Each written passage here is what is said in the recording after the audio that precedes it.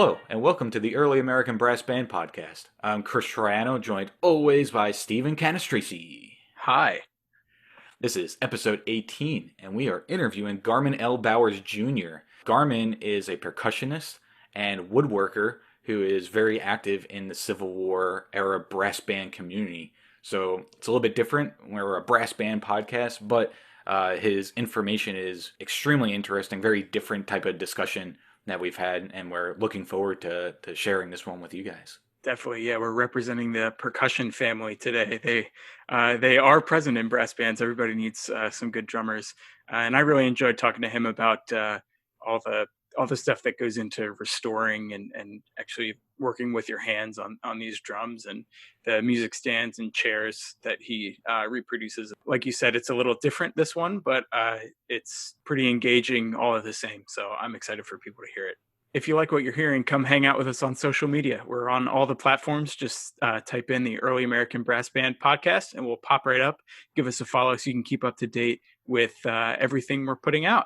And with that, why don't we just hop right on into the interview?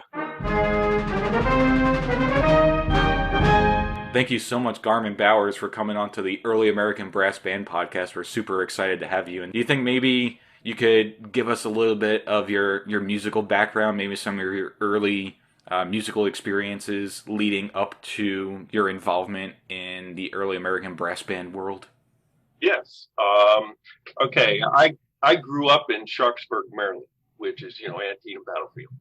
I lived on Chaplin Street, which is one of the back streets of Sharpsburg that's like really close to the battlefield. So as kids, we grew up playing on the battlefield and basically took it for granted. It was just a playground type thing. We used to ride our bikes on the battlefield. We had ponies and horses when I was growing up, and we'd ride our ponies on the battlefield. So it's always been an intricate part of my life growing up. So it was a negative and a positive. The negative was we took it for granted, but the positive is the influence of the Civil War. Antietam Battlefield was around us all the time. I started my music experience in the fourth grade. That was in the latter part of the 50s. I started with drums and then went to Boonesboro High School for 1 year. And then I transferred to South Hagerstown High School and finished my music there. And then I went off to Shepherd College, got my Bachelor of Arts degree, K through 12 music education. And I eventually ended up teaching middle school. The experience of deciding whether to get a master's degree or a master's equivalency, I had a choice with the Board of Education that I was in. And I chose to go the equivalency because it meant that I could jump around. I didn't have to take all my courses at one college and meet specific key points that I had to do just for them. I was able to decide, okay, what course did I want? What course was valid for me and my experience? And so I was able to jump around and gather up everything. And I ended up with a master's equivalency 10 years into teaching. That's my, formal education going back and forth.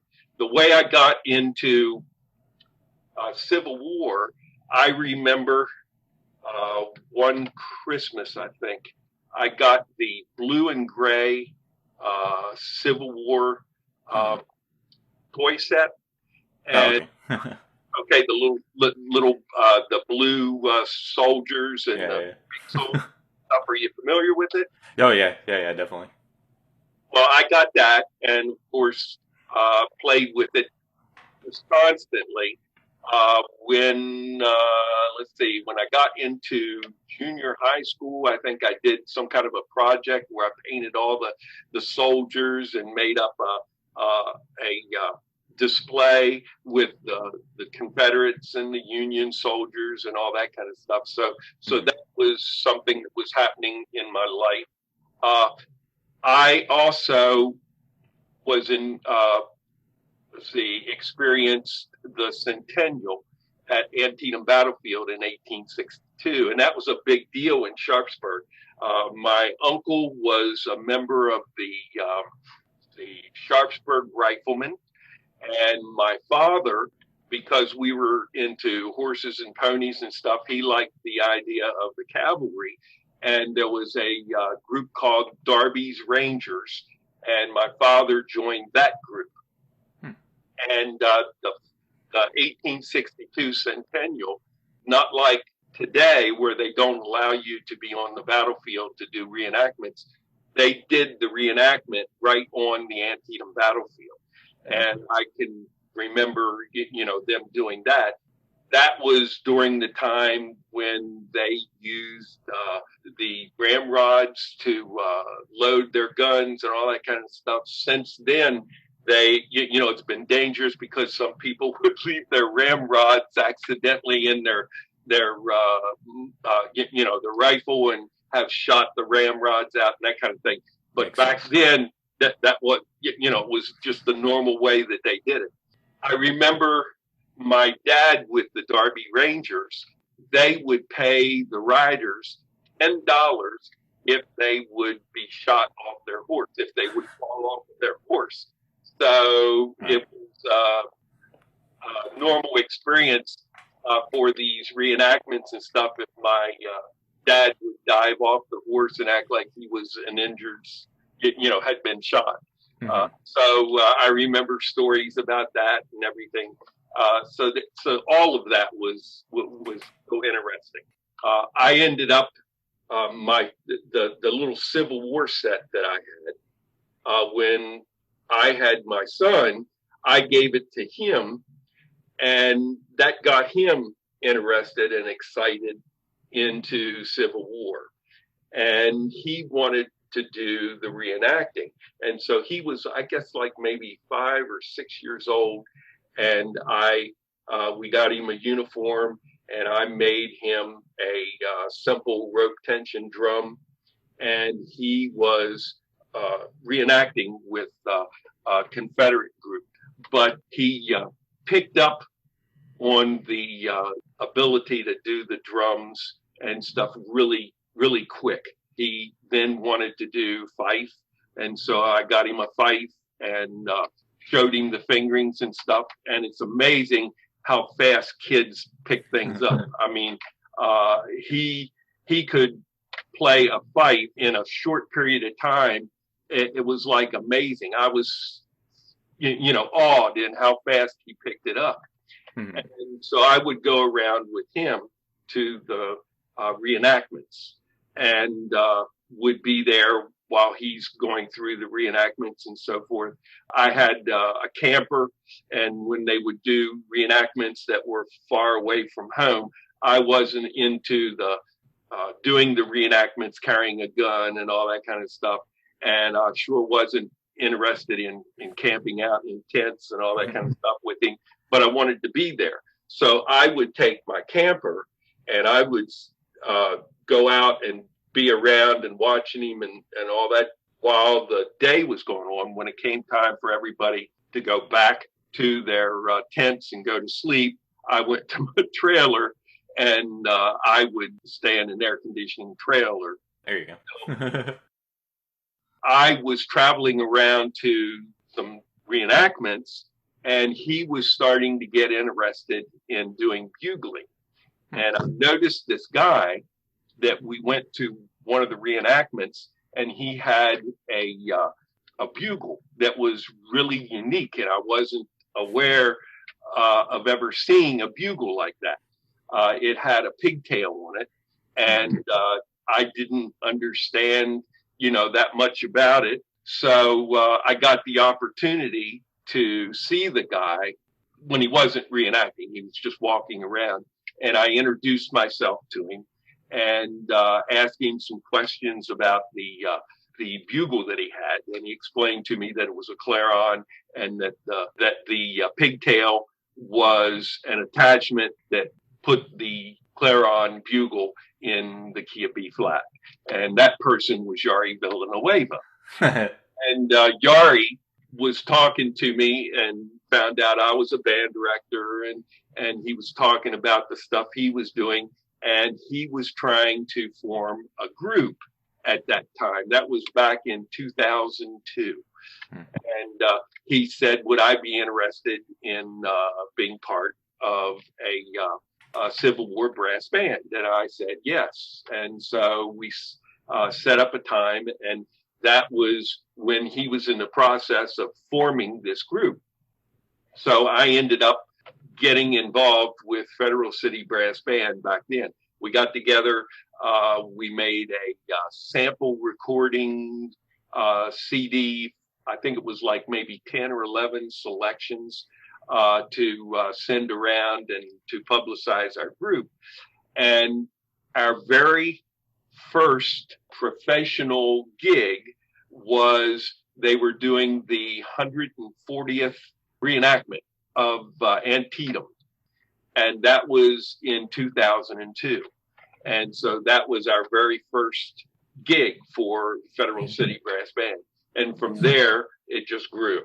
I was fortunate enough to have been put in a position to know some of the best people, Jari Villanueva, Mark Elrod, Jeff Stockham, just a terrific E-flat cornet player.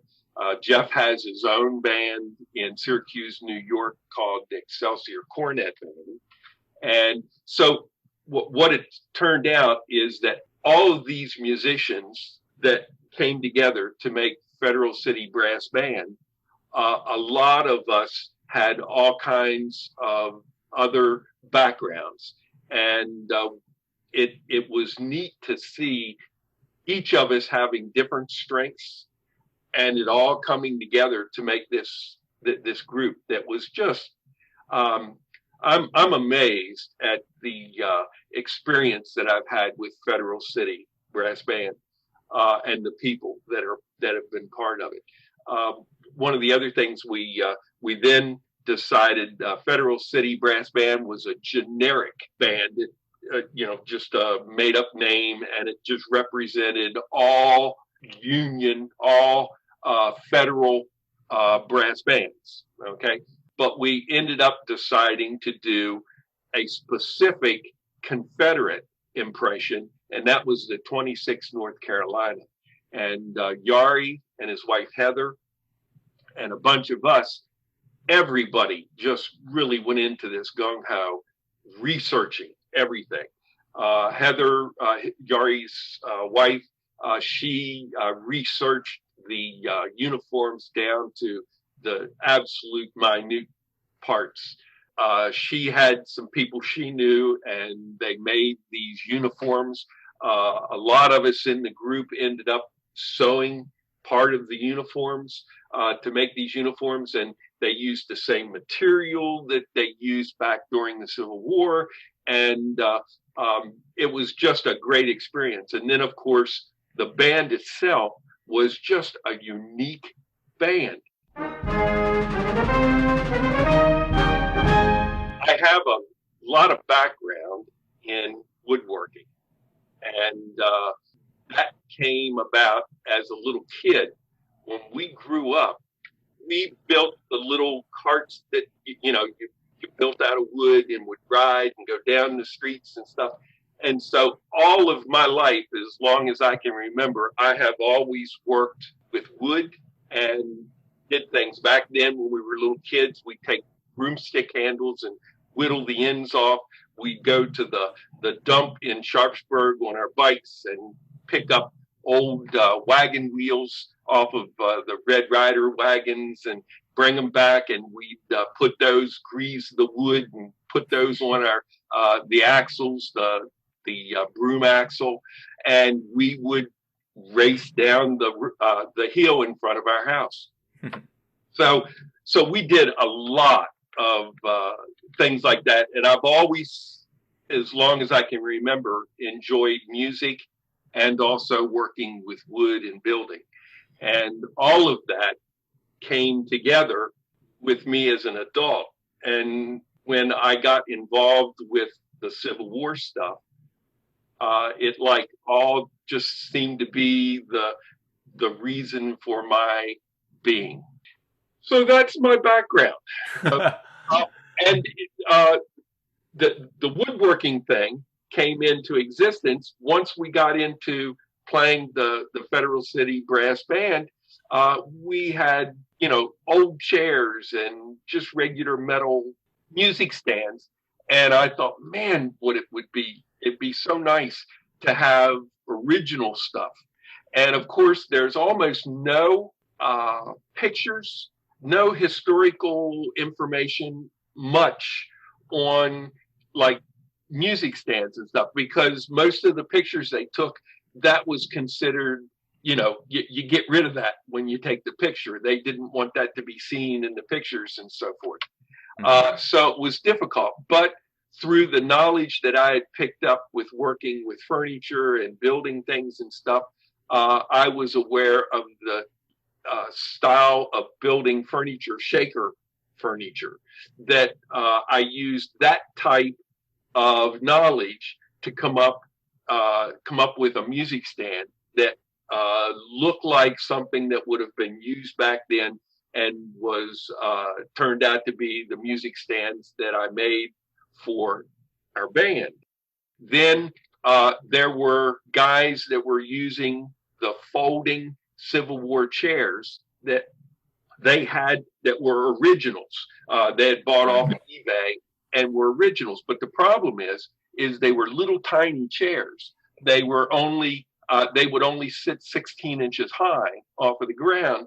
And when you, as a brass player, when you were using them, it messed up your diaphragm and the ability to be able to play. And the guys were complaining at, the difficulties with these chairs.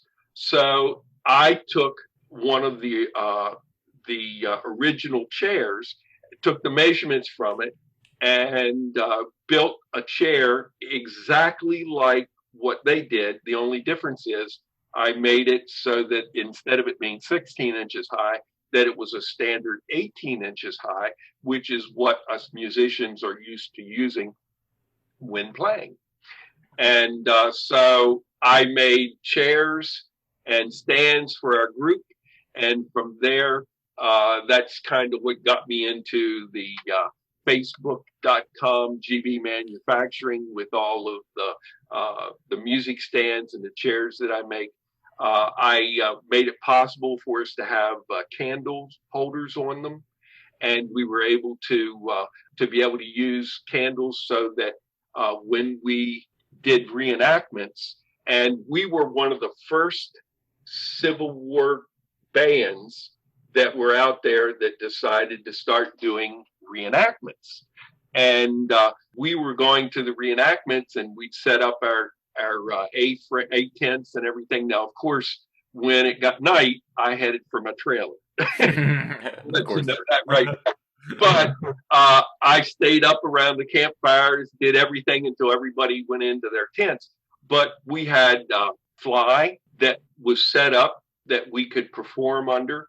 And some of the greatest experiences that we had as a band was when we would use the music stands that I had made with the candle holders, and we would perform at night.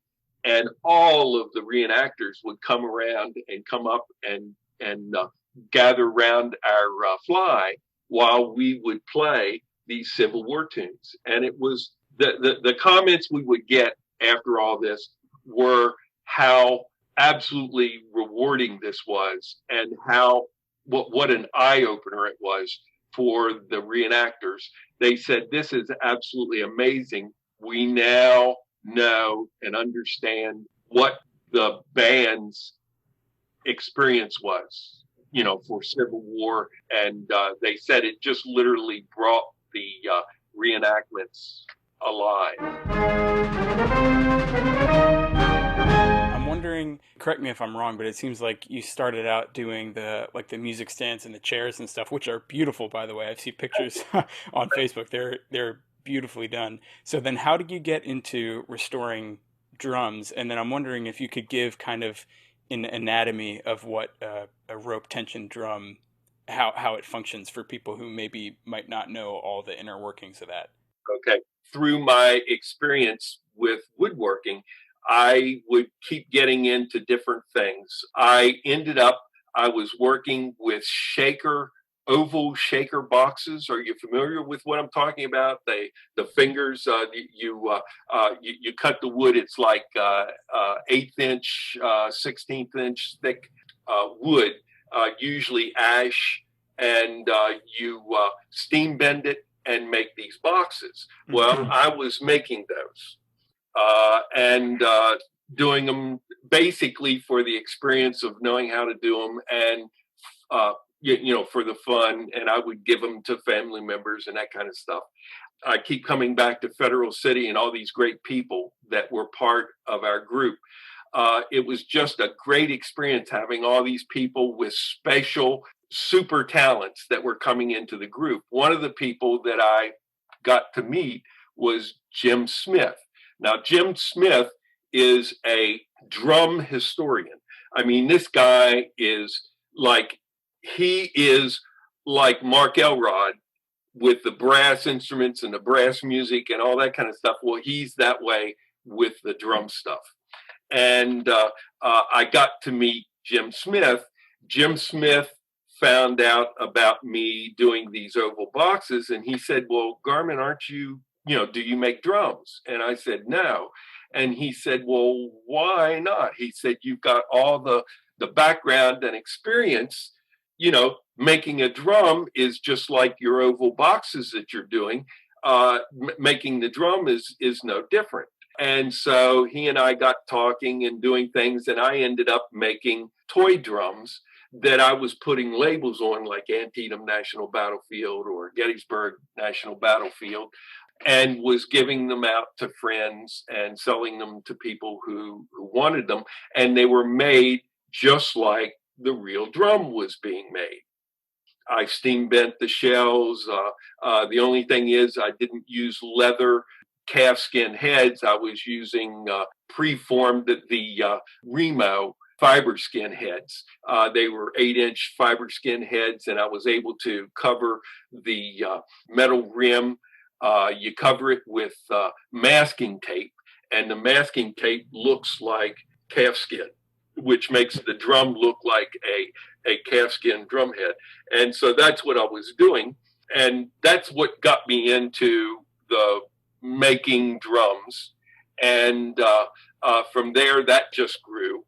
Mark had drums, and he asked me if I could, restore some of his drums. And so the whole process, just one thing after another, I just kept acquiring more knowledge and more knowledge. Of course, there was a fair amount of knowledge that I already knew, like when I had taken lessons as a kid in middle school and high school from a drum teacher around this area. His name was Simon Snyder. Of course, he was old enough that he had lived through the generation of making your drum heads, tucking your own heads. I was at the age that calfskin heads was old style. If you were any kind of a good percussionist, you were into the new plastic heads, and so I was at that transition where we were still using calfskin heads, but the new plastic heads were coming into existence. And so I learned information from my private teacher on how to tuck heads and all that kind of stuff, but I didn't take it to heart because he was old fashioned. The new stuff was the plastic heads, that kind of thing. And of course, as I got older and I got in with Federal City and started doing all this stuff with all these drums and everything, the knowledge that I had learned years and years ago came into, good use. And I was able to work with this. And so it was a combination of my background in woodworking and the knowledge that I'd gotten as a kid, that then Mark starting me out by saying, I've got this drum I need restored. And so I just, fell into it that way. I've done so many drums for people that it's just unbelievable. I did one for Bob Backus. He got a nickel silver drum. I'm not sure where it came from, how he got it, but it was one of these instruments that was engraved and was given to this gentleman that played in the Iron Brigade Band, Marvin H. Lynn, okay? And it was presented to him. Bob Backus had gotten it. It had the wooden rims were painted blue. It was just, it was all corroded. It just wasn't in very good shape. Mark Elrod had said to Bob that he ought to give it to me and let me restore it. And so I ended up restoring that drum for him. If you go to my Facebook page, GB Manufacturing, it's one of the drums in the album that I have of restored drums. That's one of the drums that I have depicted that I restored. BJ Pino was the director of the Wildcat Band. He ended up sending me 2 bass drums that I restored for him. Jeff Stockham has gotten several snare drums and drums. He sent me drums that I've restored for him that he uses with Excelsior Cornet Band. Mike O'Connor, he got a late model 1800s late model snare drum that he wanted restored for his Newberry Cornet Band, and I ended up restoring it. It was like an 1880s, 1890s snare drum. And it turned out really nice that I restored for him. Instead of gut snares, this particular model, it was the beginning of the metal snares. That was kind of interesting, working on a drum that was starting to transition into the 20th century. An older guy that was out of the metropolitan area, Washington, D.C. metropolitan area, he had an organ that this bass drum fit onto the organ. And when you played, when the organ played, it would also cause the bass drum to play. And that drum needed restored. And so he brought it to me and I restored that for him. Mm-hmm. So there's just been all kinds of restorations. I'm curious, when you get a drum to restore, what kind of is your philosophy? Like, how far do you go on the restoration? Is the goal always to get it to be a playable instrument, or is that kind of dictated by the condition the drum comes into your shop? If it's so far gone that you're, really just trying to preserve the original drum for display then at that point? It depends. First of all, it's what the person wants. When they bring the drum to me, they tell me what they want for me to do to it. But usually my feeling is I don't want to do anything that changes the drum or destroys the drum in its historical presence. Okay. Mm-hmm. So I don't like to do things like cut it down, or I don't like to add something that didn't belong on it. Like an example, the drum that I use to play our gigs with the Federal City Brass Band is an 1832 Meacham and Pond drum. Now, the reason I'm able to date it to 1832 is the label inside the drum says Meacham and Pond, Albany, New York, and all that stuff. But where the and pond was, they took a knife and cut a rectangle out. The and pond was cut out. So my label says Meacham.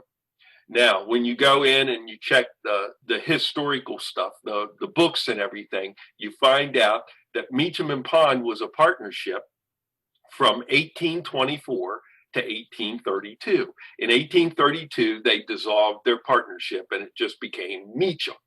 And what they did is this drum was a leftover, and they just took a knife and cut in the label, and it's cut into, you can tell it wasn't a leftover label because they cut into the wood in the shell of the drum. So that dates the drum. I know that it was made when they were Meacham and Pond and sold as Meacham. So that drum, the reason I got into all that, that drum is a field drum. It does not have a snare strainer on it that I can turn my snares on and turn my snares off. It was a field drum. It was made for the military. It wasn't made as a drum to be played in concerts and that kind of stuff. It was made to march the soldiers and to tell the soldiers where to go and what to do and all that kind of stuff. The way the snares were used on that drum is they had a leather stop that the gut was threaded into, and then it was pulled across the bottom head, and it was clamped on with the bottom with the bottom rim, and the leather ear pulls is what tightened it down and tensioned up the drum to make it for playing purposes. That drum did not have a snare strainer on it. The only way you could stop the snares from working was by muting it, and you would have to take a piece of cloth and tuck underneath the snares, between the snares and the drum head. By the way, when you are looking at music that you read for whatever purposes, like at college and so forth, and you'll come across a score and it says field drum muted, muted field drum, or I'm sorry, it won't say muted, it'll say muffled field drum. What they're talking about is a deep drum like I have, that was muffled with a piece of cloth stuck in between the snares and the bottom head. And that's how that terminology came about.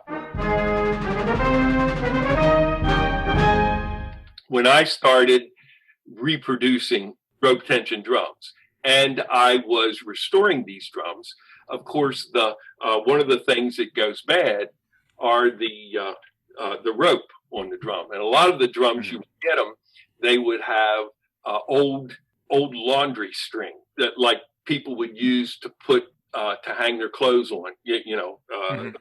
That time is long since gone, but whatever. It was just old clothesline rope, and so I started to try to find suppliers for hemp rope and could not find any. I mean, I'd be talking to people, like I would talk to Jim Smith, who I said was a great historian for drums.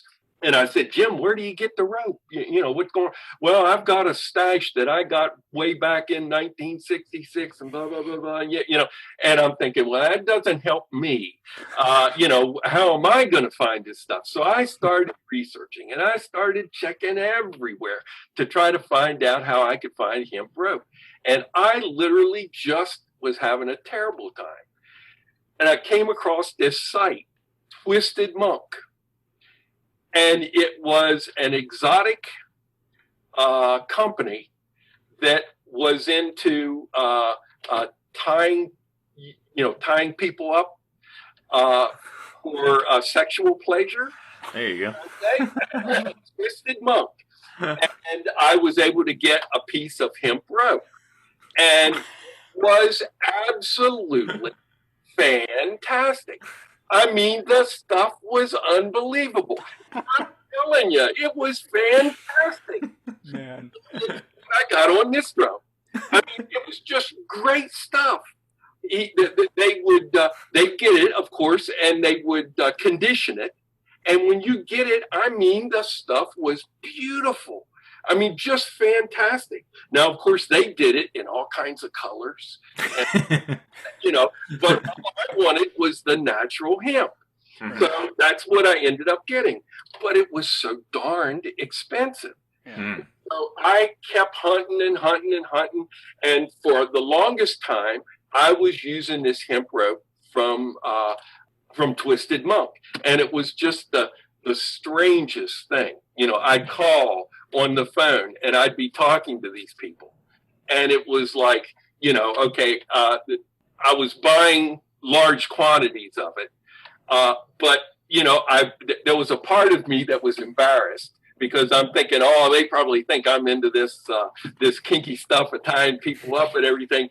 But eventually they realized that I was doing this with drums, and I would buy large quantities of this hemp rope, and it was fantastic. Because hemp is technically in the same family as marijuana. It's in the cannabis family. Yeah. So it's heavily regulated. And there's been a whole debate, in the manufacturing world about, hemp-based clothing and like building materials and everything. And it's just a whole nightmare. And it's only been lately that they have relinquished and backed off and softened up on a lot of the laws and stuff that they have. So it is a lot easier to get hemp rope now than it was when I first started to get into this. Yeah. So since then, I've found some other places that I get hemp rope, but it's not the quality that I get from Twisted Monk. Yeah. I mean, Twisted Monk's hemp rope is still by far some of the best stuff. The only problem is it's 4-strand, and most of the hemp rope during the Civil War would have been 6 or 8 strands wrapped together. And so I kept trying to find companies that would have hemp rope in more than just 4 strands. And I ended up finding some suppliers that I could get 7-strand hemp rope and 6-strand hemp rope.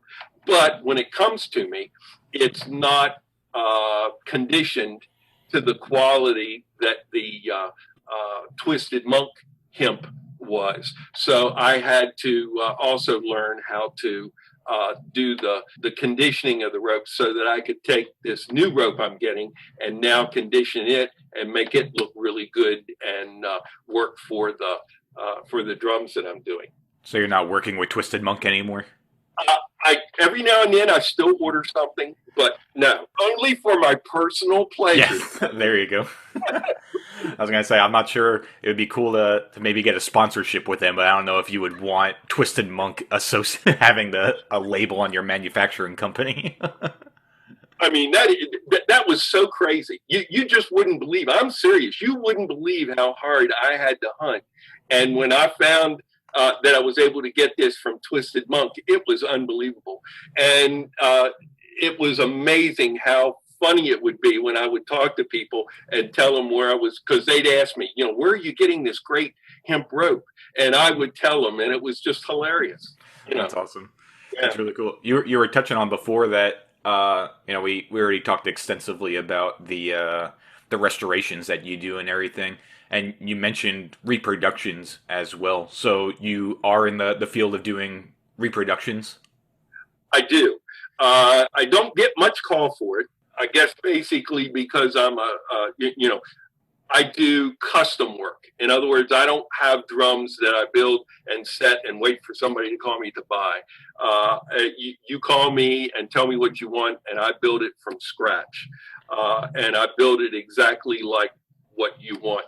The projects where you do the reproductions, do you have models of period instruments that you reference, or is it purely based on what the customer wants, and even if it's not period, or how does that work?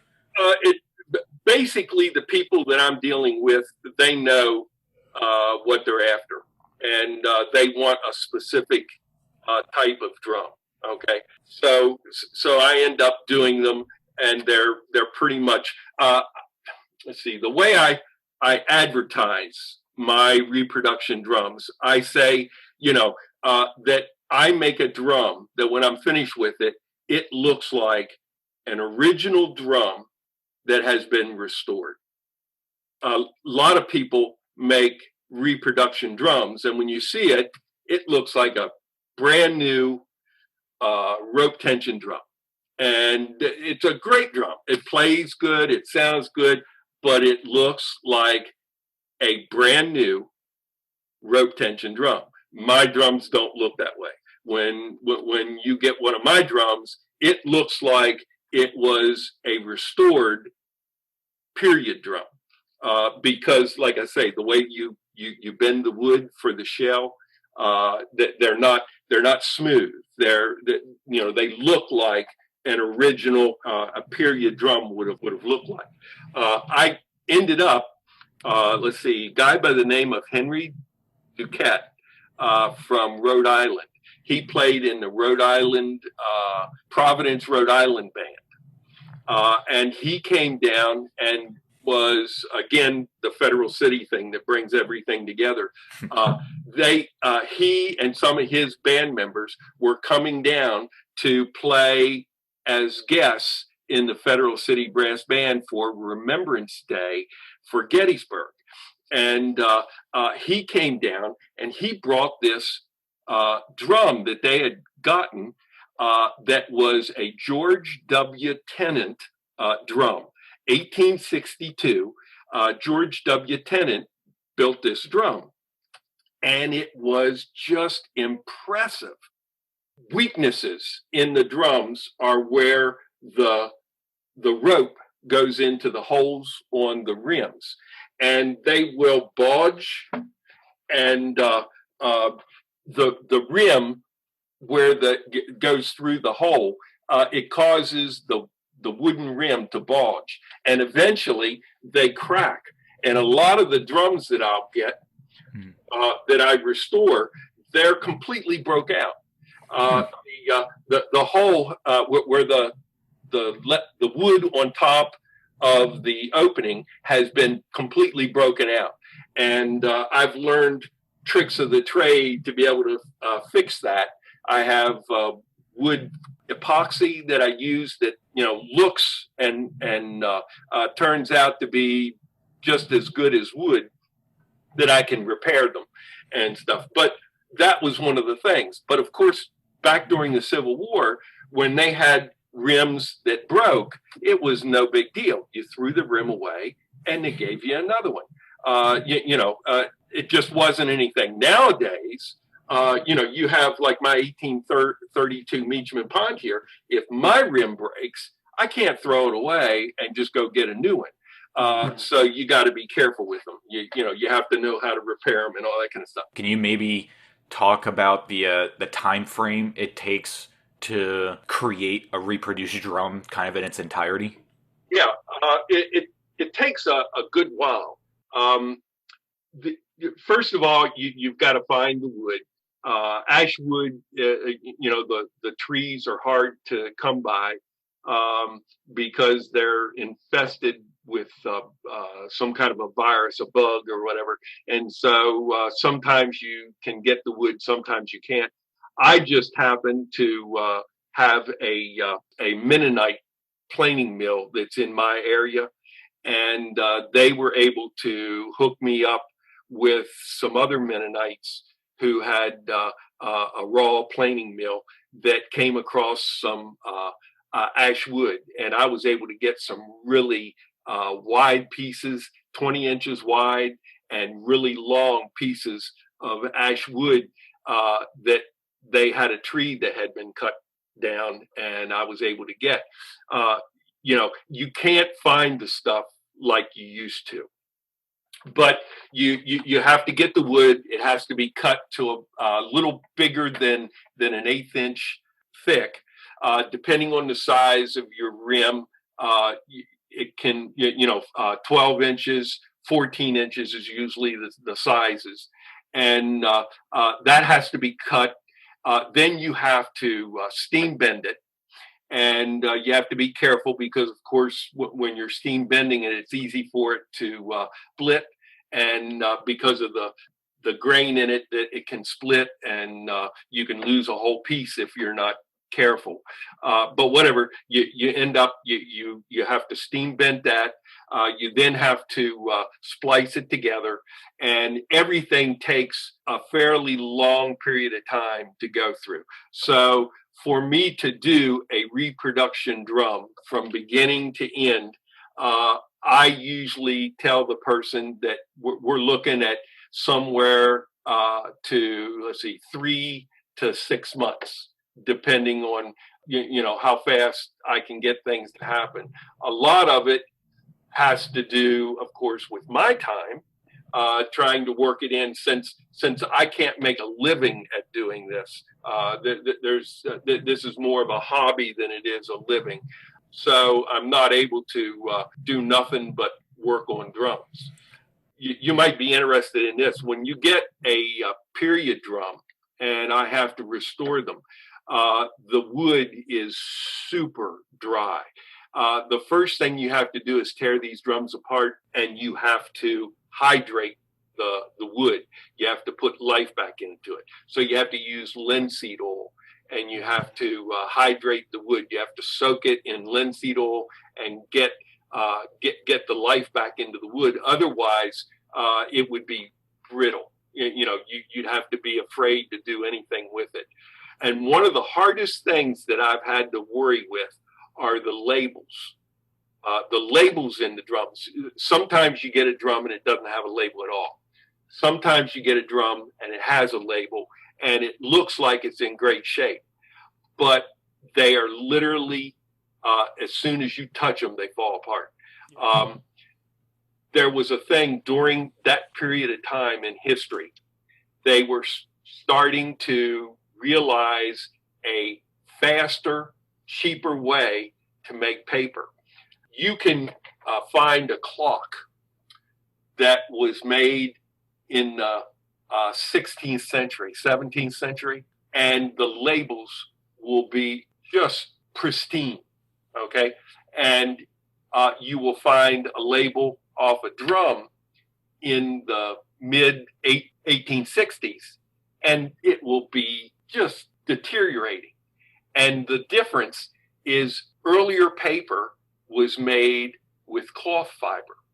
They would save all their old clothes and all that stuff, and that's what they used to make paper out of.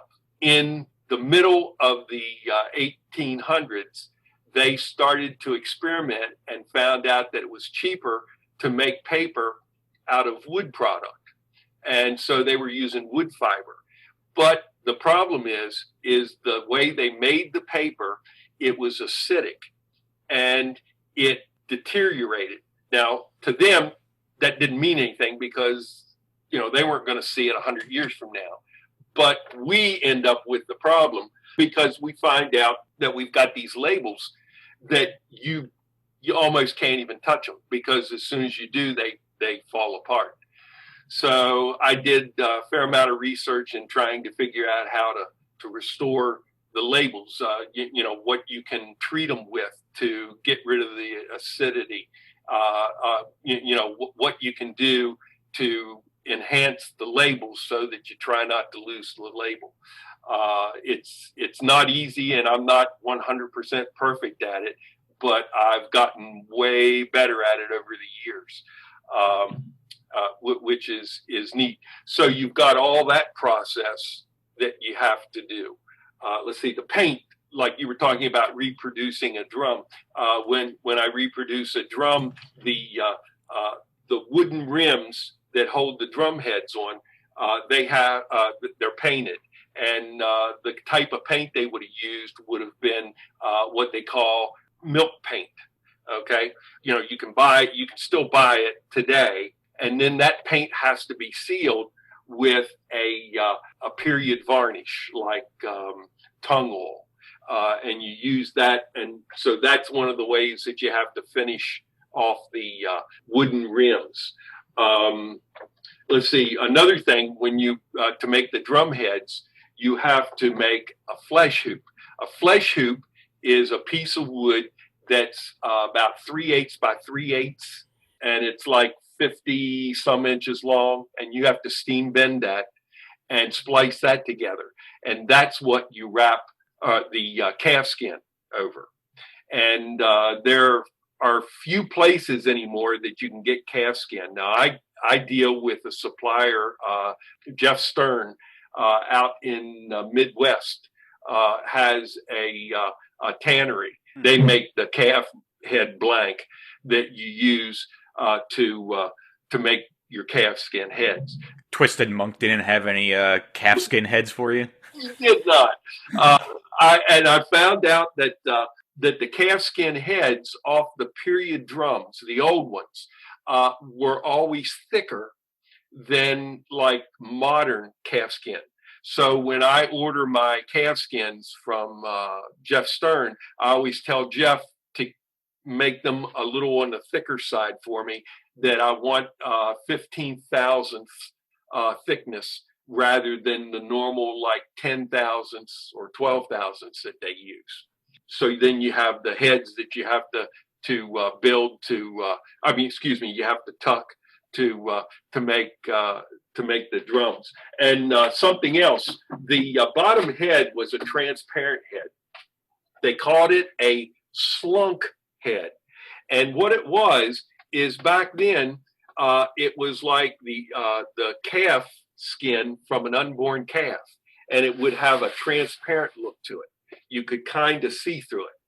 And this particular head on my drum, my Meacham and Pond drum that I have, it's very old, but I don't think it's from the 1800s. But it's but it is a slunk head, and it is very old. So I never replaced the bottom head, and my snare gut is very old, and I've never replaced it. And as you can see, I was talking to you about the field drums not having a strainer. If you notice on this drum, and the people can go to my Facebook page and see that it's just clamped.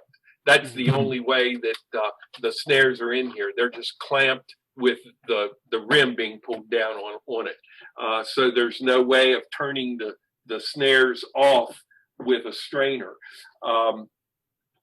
So that was, one of the things that exemplified a field drum. Now on my drum, I have a bad place here. When I was reenacting with President Lincoln's Own, Don Johnson, when we did the movie for Spielberg, Don Johnson bought the uniforms from the movie company and organized the band called President Lincoln's Own. And we ended up performing for the reenactment of Lincoln's death. I think it was 150th. I'm not sure about that date, but we ended up going out to Springfield, Illinois, and doing the parade. And they did a funeral march. The parade lasted for 3 hours. I mean, it was grueling. And it was so bad because, when you do a funeral procession, you don't march at your regular 96 beats per minute. It's more like 72 beats per minute. So it's way slower. And I ended up playing on the same spot on my head for so long that I ended up busting through it while we were playing. Drum heads are expensive.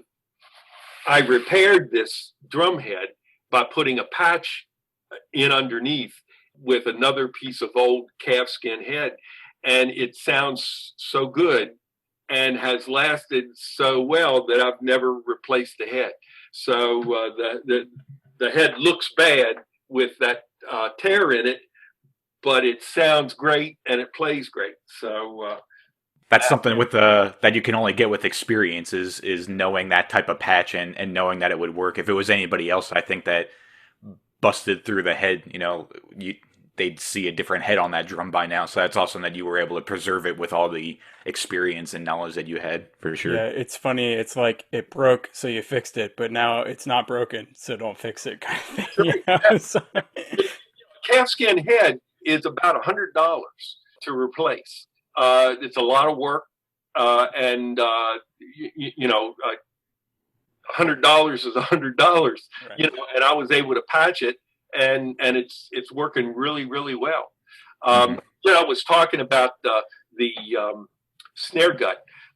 When I was working restoring these drums, I was having major problems being able to find snare gut that didn't look new, that didn't look fake.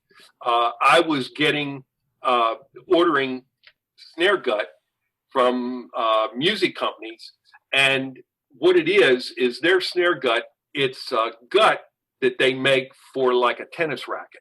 You know what I'm talking about with Mhm. this? Okay, and it looks the way they do it, the refinement of the way they make the gut is so perfect that it looks like plastic. Matter of fact, I got ordered some snare gut from a company, and it came to me, and I was so sure it was plastic, I had to take a lighter and try to melt it to see if it was real, and it turned out it was really gut. It wasn't plastic, but it looked like plastic. And I thought, I can't put this stuff on 150-year-old drum. I mean, I just cannot put this stuff on a drum. It just didn't look right. And so I started to figure out, what am I going to do? So I started doing research and found out how they made snare gut. It's the same principle that they use to make strings for a violin or a cello or a bass. And so I was reading up on all that stuff, and it was real interesting. It was, they would talk about the places that would make the strings for these violins and violas and cellos and string basses. They would be set up close to a butchering place, because they would get the gut from the butchering place, and they would then have to clean it, and they would then have to slice it and work on it. And so over a period of time, I started to figure out how this was done, and I started experimenting with it. And it took me about 2 years, but I was able to figure out how to make the snare gut. And what it is it's casings that you use for sausage. You buy the casing, and then what you have to do is you have to split it, and then you can wrap it and make the gut. And when I did it, it was like fantastic, because all of a sudden it didn't look like plastic. It now had a tan grayish color to it, like the stuff I was taking off these original drums. And I thought, this is just perfect. So I make my own snare gut so that I can replace the old gut, because that's one of the first things that you lose. The things on a period drum that go bad are the snare gut is one of the first things that goes bad. The second thing are the drum heads themselves. Even if they look like they're in good shape, they're usually so dried out that you can't play on them. And then the next thing is the rope, and then the next thing are the leather ears. So it was a process of learning what things to replace and what things not to replace, and so forth. Yeah, that's awesome, man. I'm learning so much. I know Steven and I kind of live in the brass world kind of thing, and at least with our band, I try to have some knowledge to help out our percussion friends, but I'm realizing how much I don't know. So it's really awesome getting this perspective. Yeah, this is great. We saw on your website that you mentioned that you're able to do drumstick reproductions also, and Yeah. we have an article from Frederick Fennell that talks about his bass drum beater. Can you maybe briefly describe for our listeners, what the difference between period drumsticks are, and any challenges that you might face when trying to create those? Well, the biggest thing with the drumsticks is, of course, the availability of good wood back in the 1800s was immense. Okay, so they had all kinds of wood, and it was like really good. Like if you got rosewood, it was dense. It was just pristine rosewood. Now, when you buy rosewood, you have to hunt, because the wood's not as old, and it's not of the quality that it was back then. So you may have to really hunt around. There are companies out there that you can buy wood for instrument making. One of the places is, I think, out in Oregon. I forget the name of the company, but they have different woods that you can purchase. If I want to make a pair of ebony drumsticks, I would order a blank from them, and you can go online and you can look at it, and they give you the dimensions, and you're able to see whether it has any flaws in it. Like if you're doing a stick, you can't have a knot in it. You can't have any flaws in the wood, otherwise it won't turn out. You can't spin it. I was telling you about, I deal with a Mennonite planing mill. They have a reproduction wood lathe. And so I'm able to take an original drumstick and take it to them. And they have a duplicating lathe that will follow that drumstick and get the exact perimeter, the exact shape of the drumstick from the original. And it's neat. If you have a pair of Civil War age drumsticks, you don't want to play with those and break them. That's what you want to put, up on a shelf and keep in your collection. But boy, wouldn't it be neat to have that drumstick, though, exactly reproduced, that you can play with it. And so that's what I've done. Over the years, I've gotten people that had the original drumstick, and they would loan it to me. I would make a pattern off of it by taking it to the planing mill, and we would use calipers, and within thousandths of an inch, we would fine tune it in. And it's expensive, and it takes a long time, because to make that drumstick, you have to do like maybe 3-4 blanks that you run through before you fine tune the duplicating lathe to the point that it can reproduce that particular drum stick. Mark Elrod had a pair of sticks that we call big tip Civil War drumsticks, because they had a great big tip on the end of the stick, where most drumsticks have a little tiny ball on the end. This had a really big tip on it, and I happen to have a copy. And again, people can go to my website and see what it looks like. But the drumstick was very unusual, and Mark brought it to me, and he said, "Hey, Garman," he said, "you want to look at these drumsticks, and you want to try them out." And you can see it's got a massive size tip on the end of it. Let's see if I hold it so you can see it. Can you see that? Yeah, I can. Yeah, that's barely large. About the size of your thumb, And the drumsticks, he gave them to me and said, "Play a concert, play with them." And so I played with them. They were extremely light, which is unusual for a Civil War era drumstick. Most Civil War era drumsticks are heavy. They're made out of ebony, or they're made out of cocobolo, or they're made out of rosewood, or they're made out of hickory, or they're made out of persimmon. And they're usually a fairly heavy stick. And these sticks were seriously light, and I couldn't believe it. I played the gig with them, and when I was done, I said, "Mark," I said, "these sticks are fantastic." I said, "They almost play themselves." I said, "I just couldn't believe the rebound on these sticks." And they were just the greatest feeling stick I'd ever played on. but so strange looking. They just didn't look like they would be. They looked like they were more of something that you would put up on a shelf and look at, not play with. Yeah. And whatever, they were so great. I made copies, made a pattern from them. And I thought, boy, wouldn't it be nice? You talk about here, people talk about drumsticks, and you hear about all the different woods that they used during the Civil War to make drumsticks.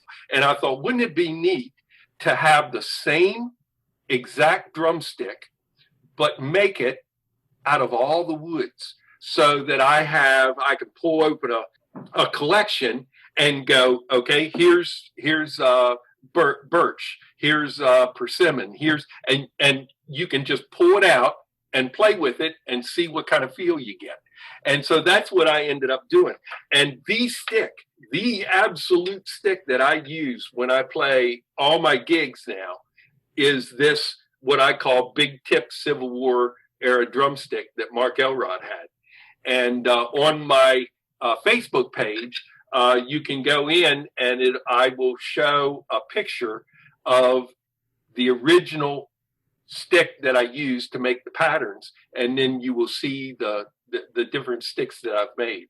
In the meantime, I've been trying like crazy to find a way to make it less expensive to make the sticks, because the process of dialing in, every time I go to make a stick, I've got the pattern now, but every time I go to make sticks, it's just as long as making the very first one, because you've got to dial it in. It's not something that you have the lathe set up that it's all ready to go and it can just turn out a foul, So if I get one stick, it costs me a fortune. I can't afford to make 1,000 of them to bring the price down, because it's a small niche. There isn't enough people to buy the sticks to make it worth my while. What I have been starting to do is check into CNC lathes. But the problem is, to buy a CNC lathe, you're talking about $10 to $50 to $100,000 to buy a CNC lathe, which again puts it out of my price range. But a CNC lathe, you're able to save the program, and it would cut my time in setup. Yeah, that's really interesting. Man, it's cool, all the thought that has to go behind and the work that has to go behind it. But your Facebook website shows the quality of the product. It speaks for itself, and the people that I know that have received your work are testaments to the quality and the care that you put into everything. So it's all really awesome. So great. This has been a fantastic conversation. Where can people go to learn more about your process, and where can people get in touch with you if they want to maybe order some sticks or get in contact about a drum? Thank you for the opportunity. You go to facebook.com/GB Manufacturing, and that'll get you to my Facebook page, which has all the information, a lot of the stuff that we've been talking about. My Facebook page is set up in albums, and the albums are like pages of a catalog. So you click on a picture and it opens up, and then you can read about that item. And I talk about the way I restore period instrument cases, and how I build reproduction instrument cases. The instrument cases that I make are not cheap. They are basically a piece of artwork that goes with your period instrument, is the way I try to explain it. I have made instrument cases that were more economical, but I use really good woods. I use special joining processes like dovetailing and rabbit ears and so forth, all the different ways of joining the wood, finding the brass hardware for the cases and stuff is also hard. But all of that can be found on my webpage or my Facebook page. And you can contact me through my email, which is garmanbowers@myactv.net. And that will get a direct line to me and go from there. Just about anything that somebody wants to talk to me about or discuss, I'm more than welcome to share knowledge and information with them and help them out in any way I can. Great. And we'll have links to all that stuff, your Facebook page and your email address and all that on our website in the show notes for this episode, where we will have other links as well to pictures and things about you and your work. So this has been fantastic. It makes me want to run out to my parents' house and chop up some wood, get something going. So enjoyed talking to you, and Chris, I've enjoyed talking to you. I would love to do another one with you if you would have me. Yeah, thank you. Yeah, you'll definitely be hearing from us, and we're looking forward to it, definitely. Okay. All right. Well, thank you so much, Garman, for coming on. We appreciate your time, and we hope that you have a good weekend and stay healthy during the rest of this unfortunate pandemic. Thank you, and best wishes to you all. Thank you so much. Take care. Thanks. Thank you again, Garman Bowers, for coming on to the Early American Brass Band podcast. It was really interesting hearing that percussion perspective on all this music related to early American brass band. So thank you for coming on and chatting with us. Make sure that you follow us on all social media accounts, including YouTube. We've been releasing some exclusive content on there. A lot of times parts of the interview that we're able to extract that are extra, we place on YouTube. So to get your full Early American Brass Band podcast fill, be sure to follow us over there on our channel, subscribe to us, and like all the videos. That would help us out a lot. Yeah, let's see if we can push up to 100 subscribers. That would be awesome. This episode's featured album is the first album put out by the Federal City Brass Band. It's their 2003 album titled Pride of the Regiment. This is the first album that they put out and has a lot of really great music on it that I haven't heard recorded in other places, such as a number of bugle marches, which is really cool hearing a full band play, a full piece, and then for it to have featured bugle calls in the middle of it. So be sure to check out The Pride of the Regiment by the Federal City Brass Band. Thank you again so much for tuning in. We'll see you next week. Thank you.